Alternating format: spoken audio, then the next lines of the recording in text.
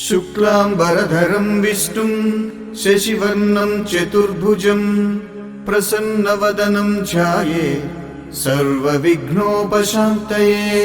अगजानन पद्मार्कं गजाननमहर्निशम् अनेकदं तं भक्तानाम् एकदन्तमुपास्महे। शुक्लांबरधरं विष्णुं शशिवर्णं चतुर्भुजं प्रसन्नवदनं ध्यायेत् सर्वविघ्नोपशान्तये। अगजानन पद्मार्कं गजाननमहर्निशम् अनेकदं तं भक्तानाम् एकदन्तमुपास्महे। शुक्लांबरधरं विष्णुं शशिवर्णं चतुर्भुजं प्रसन्नवदनं ध्यायेत् सर्वविघ्नोपशान्तये। अगजानन पद्मार्कं गजाननमहर्निशम् अनेकदं तं भक्तानाम् एकदन्तमुपास्महे। शुक्लांबरधरं विष्णुं शशिवर्णं चतुर्भुजं प्रसन्नवदनं ध्यायेत् सर्वविघ्नोपशान्तये। अगजानन पद्मार्कं गजाननमहर्निशम् अनेकदं तं भक्तानाम् एकदन्तमुपास्महे।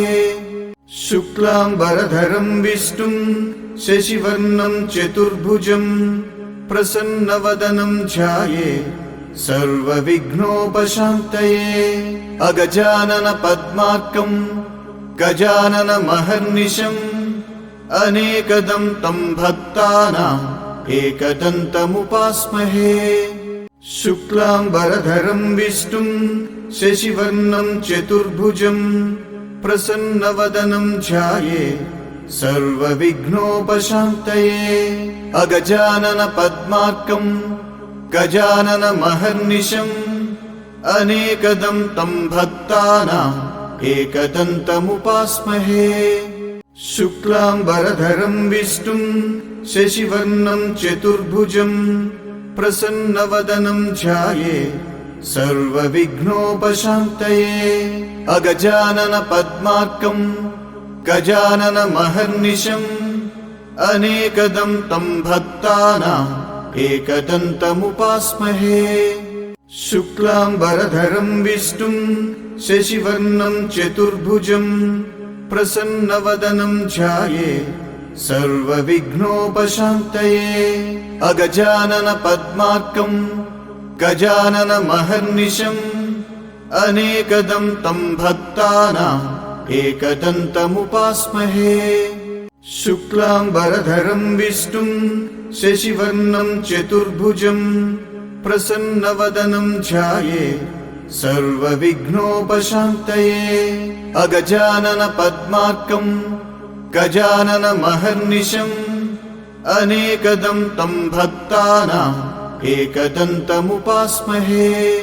शुक्लांबरधरं विष्णुं शशिवर्णं चतुर्भुजं प्रसन्नवदनं ध्यायेत् सर्वविघ्नोपशान्तये। अगजानन पद्मार्कं गजाननमहर्निशम् अनेकदं तं भक्तानाम् एकदन्तमुपास्महे। शुक्लांबरधरं विष्णुं शशिवर्णं चतुर्भुजं प्रसन्नवदनं ध्यायेत् सर्वविघ्नोपशान्तये। अगजानन पद्मार्कं गजाननमहर्निशम् अनेकदं तं भक्तानाम् एकदन्तमुपास्महे। शुक्लांबरधरं विष्णुं शशिवर्णं चतुर्भुजं प्रसन्नवदनं ध्यायेत् सर्वविघ्नोपशान्तये। अगजानन पद्मार्कं गजाननमहर्निशम् अनेकदं तं भक्तानाम् एकदन्तमुपास्महे।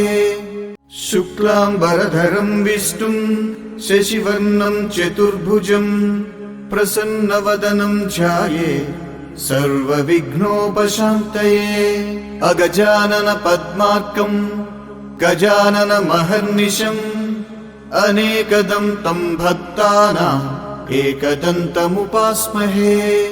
शुक्लाम्बरधरं विष्णुं शशिवर्णं चतुर्भुजं प्रसन्नवदनं ध्यायेत् सर्वविघ्नोपशान्तये। अगजानन पद्मार्कं गजाननमहर्निशम् अनेकदं तं भक्तानाम् एकदन्तमुपास्महे। शुक्लाम्बरधरं विष्णुं शशिवर्णं चतुर्भुजं प्रसन्नवदनं ध्यायेत् सर्वविघ्नोपशान्तये।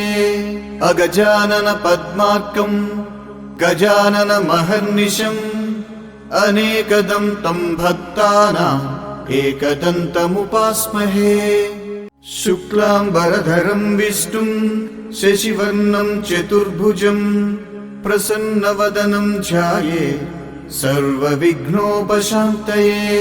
अगजानन पद्मार्कं गजाननमहर्निशम् अनेकदं तं भक्तानाम् एकदन्तमुपास्महे। शुक्लाम्बरधरं विष्णुं शशिवर्णं चतुर्भुजं प्रसन्नवदनं ध्यायेत् सर्वविघ्नोपशान्तये। अगजानन पद्मार्कं गजाननमहर्निशम् अनेकदं तं भक्तानाम् एकदन्तमुपास्महे। शुक्लाम्बरधरं विष्णुं शशिवर्णं चतुर्भुजं प्रसन्नवदनं ध्यायेत् सर्वविघ्नोपशान्तये। अगजानन पद्मार्कं गजाननमहर्निशम् अनेकदं तं भक्तानाम् एकदन्तमुपास्महे।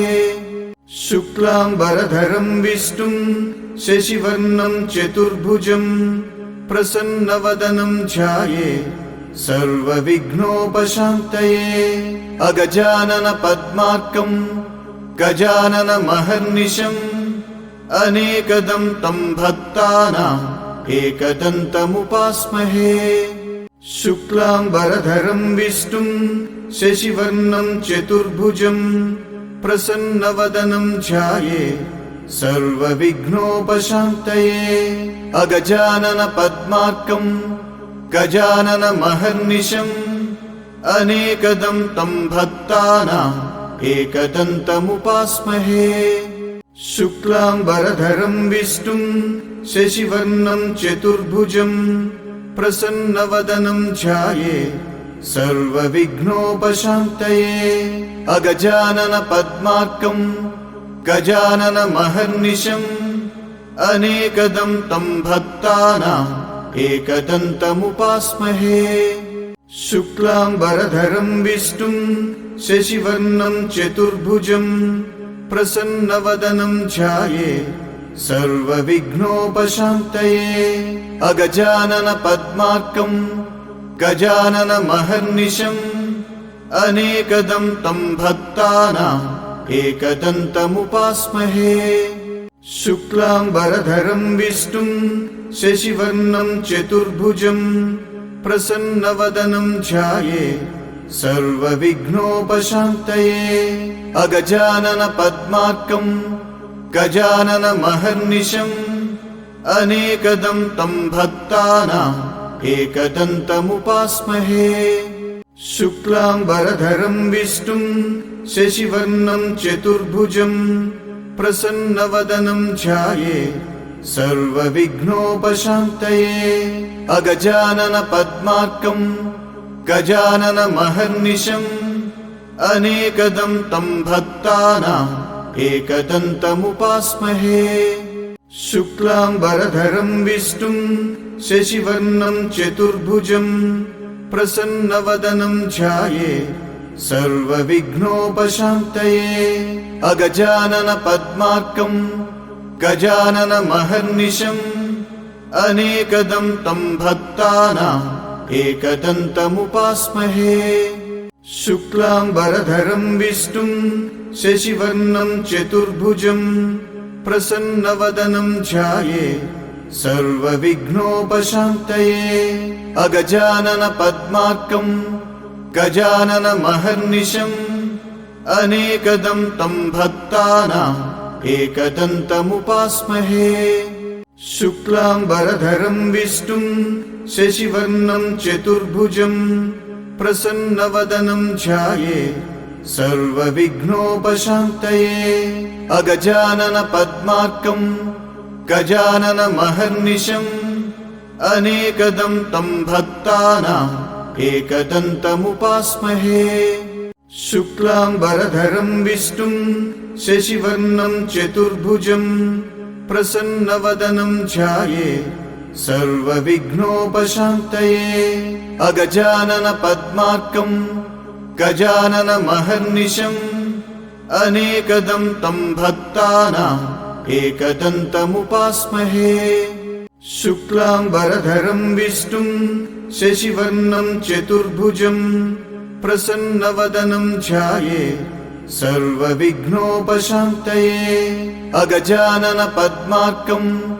गजाननमहर्निशम् अनेकदं तं भक्तानाम् एकदन्तमुपास्महे शुक्लाम्बरधरं विष्णुं शशिवर्णं चतुर्भुजं प्रसन्नवदनं ध्यायेत् सर्वविघ्नोपशान्तये अगजाननपद्मार्कं गजाननमहर्निशम् अनेकदं तं भक्तानाम् एकदन्तमुपास्महे शुक्लाम्बरधरं विष्णुं शशिवर्णं चतुर्भुजं प्रसन्नवदनं ध्यायेत् सर्वविघ्नोपशान्तये अगजाननपद्मार्कं गजाननमहर्निशम् अनेकदं तं भक्तानाम् एकदन्तमुपास्महे शुक्लाम्बरधरं विष्णुं शशिवर्णं चतुर्भुजं प्रसन्नवदनं ध्यायेत् सर्वविघ्नोपशान्तये अगजाननपद्मार्कं गजाननमहर्निशम् अनेकदं तं भक्तानाम् एकदन्तमुपास्महे शुक्लाम्बरधरं विष्णुं शशिवर्णं चतुर्भुजं प्रसन्नवदनं ध्यायेत् सर्वविघ्नोपशान्तये अगजाननपद्मार्कं गजाननमहर्निशम् अनेकदं तं भक्तानाम् एकदन्तमुपास्महे शुक्लाम्बरधरं विष्णुं शशिवर्णं चतुर्भुजं प्रसन्नवदनं ध्यायेत् सर्वविघ्नोपशान्तये अगजाननपद्मार्कं गजाननमहर्निशम् अनेकदं तं भक्तानाम् एकदन्तमुपास्महे शुक्लाम्बरधरं विष्णुं शशिवर्णं चतुर्भुजं प्रसन्नवदनं ध्यायेत् सर्वविघ्नोपशान्तये अगजाननपद्मार्कं गजाननमहर्निशम् अनेकदं तं भक्तानाम् एकदन्तमुपास्महे शुक्लाम्बरधरं विष्णुं शशिवर्णं चतुर्भुजं प्रसन्नवदनं ध्यायेत् सर्वविघ्नोपशान्तये अगजाननपद्मार्कं गजाननमहर्निशम् अनेकदं तं भक्तानाम् एकदन्तमुपास्महे शुक्लाम्बरधरं विष्णुं शशिवर्णं चतुर्भुजं प्रसन्नवदनं ध्यायेत् सर्वविघ्नोपशान्तये अगजाननपद्मार्कं गजाननमहर्निशम् अनेकदं तं भक्तानाम् एकदन्तमुपास्महे शुक्लाम्बरधरं विष्णुं शशिवर्णं चतुर्भुजं प्रसन्नवदनं ध्यायेत् सर्वविघ्नोपशान्तये अगजाननपद्मार्कं गजाननमहर्निशम् अनेकदं तं भक्तानाम् एकदन्तमुपास्महे शुक्लाम्बरधरं विष्णुं शशिवर्णं चतुर्भुजं प्रसन्नवदनं ध्यायेत् सर्वविघ्नोपशान्तये अगजाननपद्मार्कं गजाननमहर्निशम् अनेकदं तं भक्तानाम् एकदन्तमुपास्महे शुक्लाम्बरधरं विष्णुं शशिवर्णं चतुर्भुजं प्रसन्नवदनं ध्यायेत् सर्वविघ्नोपशान्तये अगजानन पद्मार्कं गजाननमहर्निशम् अनेकदं तं भक्तानाम् एकदन्तमुपास्महे शुक्लाम्बरधरं विष्णुं शशिवर्णं चतुर्भुजं प्रसन्नवदनं ध्यायेत् सर्वविघ्नोपशान्तये अगजानन पद्मार्कं गजाननमहर्निशम् अनेकदं तं भक्तानाम् एकदन्तमुपास्महे शुक्लाम्बरधरं विष्णुं शशिवर्णं चतुर्भुजं प्रसन्नवदनं ध्यायेत् सर्वविघ्नोपशान्तये अगजानन पद्मार्कं गजाननमहर्निशम्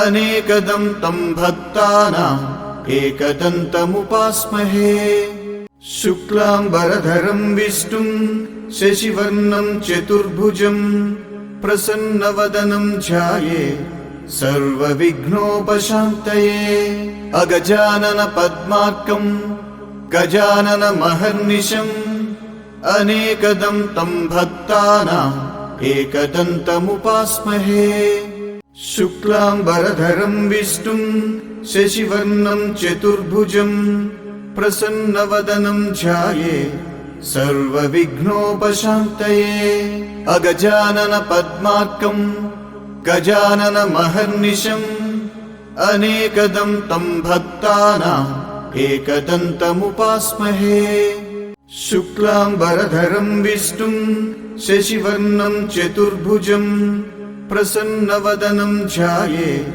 सर्वविघ्नोपशान्तये अगजानन पद्मार्कं गजाननमहर्निशम् अनेकदं तं भक्तानाम् एकदन्तमुपास्महे शुक्लाम्बरधरं विष्णुं शशिवर्णं चतुर्भुजं प्रसन्नवदनं ध्यायेत् सर्वविघ्नोपशान्तये अगजानन पद्मार्कं गजाननमहर्निशम् अनेकदं तं भक्तानाम् एकदन्तमुपास्महे शुक्लाम्बरधरं विष्णुं शशिवर्णं चतुर्भुजं प्रसन्नवदनं ध्यायेत् सर्वविघ्नोपशान्तये अगजानन पद्मार्कं गजाननमहर्निशम् अनेकदं तं भक्तानाम् एकदन्तमुपास्महे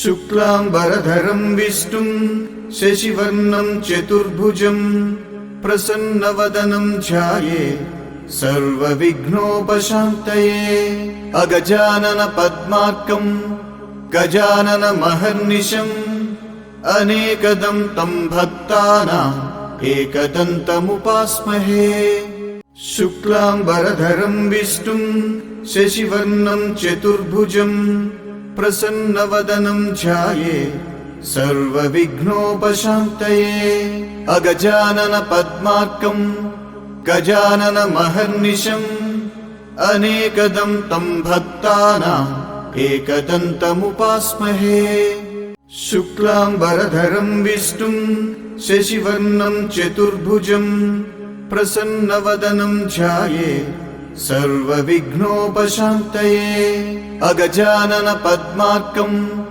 गजाननमहर्निशम् अनेकदं तं भक्तानाम् एकदन्तमुपास्महे शुक्लाम्बरधरं विष्णुं शशिवर्णं चतुर्भुजं प्रसन्नवदनं ध्यायेत् सर्वविघ्नोपशान्तये अगजानन पद्मार्कं गजाननमहर्निशम् अनेकदं तं भक्तानाम् एकदन्तमुपास्महे शुक्लाम्बरधरं विष्णुं शशिवर्णं चतुर्भुजं प्रसन्नवदनं ध्यायेत् सर्वविघ्नोपशान्तये अगजानन पद्मार्कं गजाननमहर्निशम् अनेकदं तं भक्तानाम् एकदन्तमुपास्महे शुक्लाम्बरधरं विष्णुं शशिवर्णं चतुर्भुजं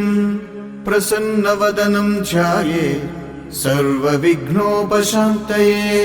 अगजानन पद्मार्कं गजाननमहर्निशम् अनेकदं तं भक्तानाम् एकदन्तमुपास्महे। शुक्लाम्बरधरं विष्णुं शशिवर्णं चतुर्भुजं प्रसन्नवदनं ध्यायेत् सर्वविघ्नोपशान्तये। अगजानन पद्मार्कं गजाननमहर्निशम् अनेकदं तं भक्तानाम् एकदन्तमुपास्महे। शुक्लाम्बरधरं विष्णुं शशिवर्णं चतुर्भुजं प्रसन्नवदनं ध्यायेत् सर्वविघ्नोपशान्तये। अगजानन पद्मार्कं गजाननमहर्निशम् अनेकदं तं भक्तानाम् एकदन्तमुपास्महे। शुक्लाम्बरधरं विष्णुं शशिवर्णं चतुर्भुजं प्रसन्नवदनं ध्यायेत् सर्वविघ्नोपशान्तये। अगजानन पद्मार्कं गजाननमहर्निशम् अनेकदं तं भक्तानाम् एकदन्तमुपास्महे। शुक्लाम्बरधरं विष्णुं शशिवर्णं चतुर्भुजं प्रसन्नवदनं ध्यायेत् सर्वविघ्नोपशान्तये। अगजानन पद्मार्कं गजाननमहर्निशम् अनेकदं तं भक्तानाम् एकदन्तमुपास्महे। शुक्लाम्बरधरं विष्णुं शशिवर्णं चतुर्भुजं प्रसन्नवदनं ध्यायेत् सर्वविघ्नोपशान्तये।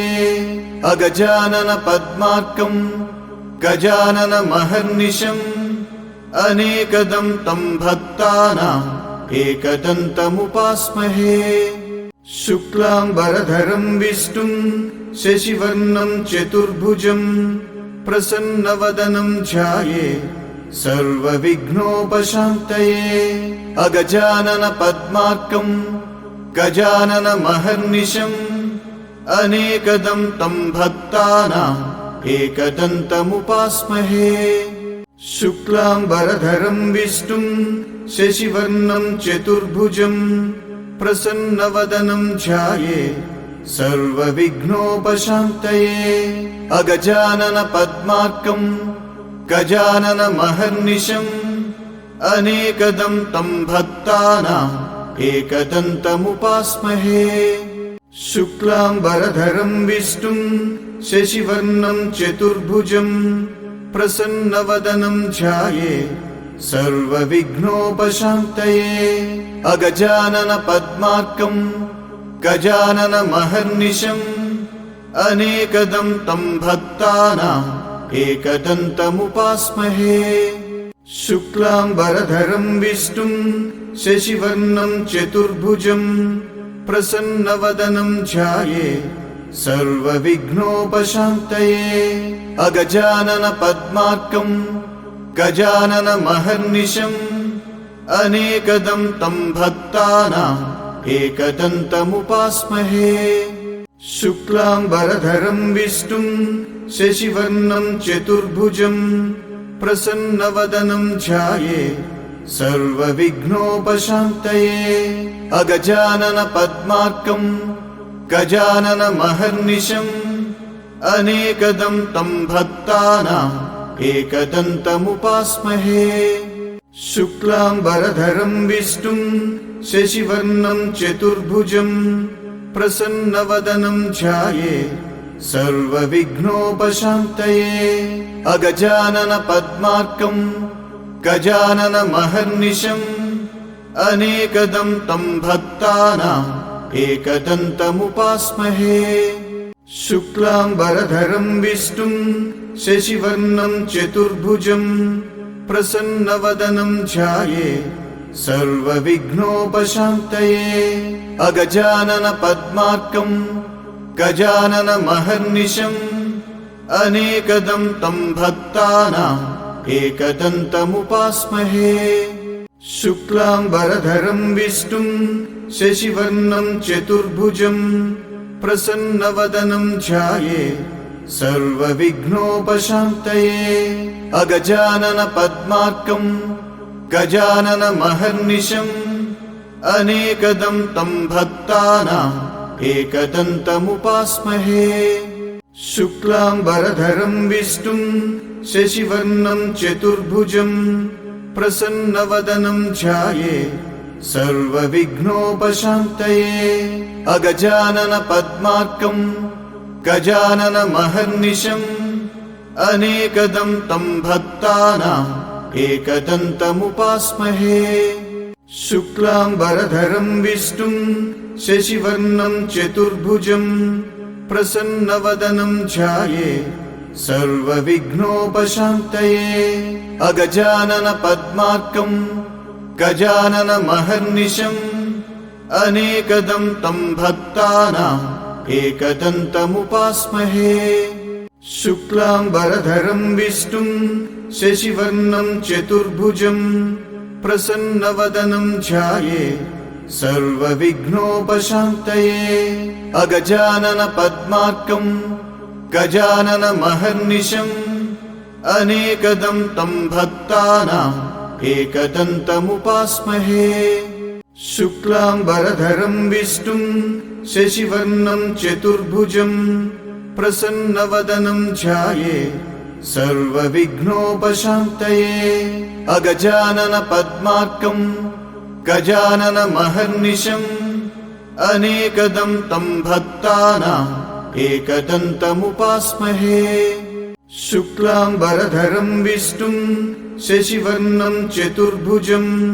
प्रसन्नवदनं ध्याये सर्वविघ्नोपशान्तये अगजानन पद्मार्कं गजाननमहर्निशम् अनेकदं तं भक्तानाम् एकदन्तमुपास्महे शुक्लाम्बरधरं विष्णुं शशिवर्णं चतुर्भुजं प्रसन्नवदनं ध्याये सर्वविघ्नोपशान्तये अगजानन पद्मार्कं गजाननमहर्निशम् अनेकदं तं भक्तानाम् एकदन्तमुपास्महे शुक्लाम्बरधरं विष्णुं शशिवर्णं चतुर्भुजं प्रसन्नवदनं ध्याये सर्वविघ्नोपशान्तये अगजानन पद्मार्कं गजाननमहर्निशम् अनेकदं तं भक्तानाम् एकदन्तमुपास्महे शुक्लाम्बरधरं विष्णुं शशिवर्णं चतुर्भुजं प्रसन्नवदनं ध्याये सर्वविघ्नोपशान्तये अगजानन पद्मार्कं गजाननमहर्निशम् अनेकदं तं भक्तानाम् एकदन्तमुपास्महे शुक्लाम्बरधरं विष्णुं शशिवर्णं चतुर्भुजं प्रसन्नवदनं ध्याये सर्वविघ्नोपशान्तये अगजानन पद्मार्कं गजाननमहर्निशम् अनेकदं तं भक्तानाम् एकदन्तमुपास्महे शुक्लाम्बरधरं विष्णुं शशिवर्णं चतुर्भुजं प्रसन्नवदनं ध्याये सर्वविघ्नोपशान्तये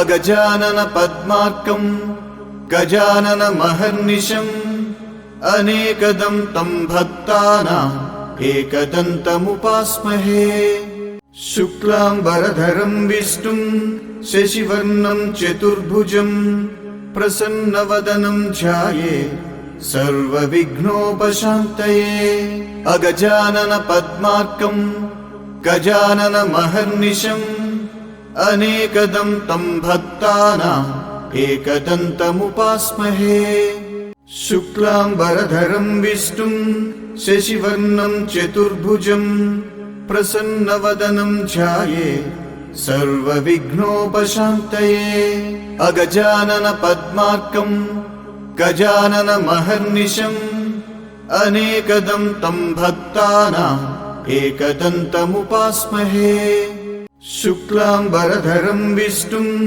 शशिवर्णं चतुर्भुजं प्रसन्नवदनं ध्यायेत् सर्वविघ्नोपशान्तये अगजानन पद्मार्कं गजाननमहर्निशम् अनेकदं तं भक्तानाम् एकदन्तमुपास्महे शुक्लाम्बरधरं विष्णुं शशिवर्णं चतुर्भुजं प्रसन्नवदनं ध्यायेत् सर्वविघ्नोपशान्तये अगजानन पद्मार्कं गजाननमहर्निशम् अनेकदं तं भक्तानाम् एकदन्तमुपास्महे शुक्लाम्बरधरं विष्णुं शशिवर्णं चतुर्भुजं प्रसन्नवदनं ध्यायेत् सर्वविघ्नोपशान्तये अगजानन पद्मार्कं गजाननमहर्निशम् अनेकदं तं भक्तानाम् एकदन्तमुपास्महे।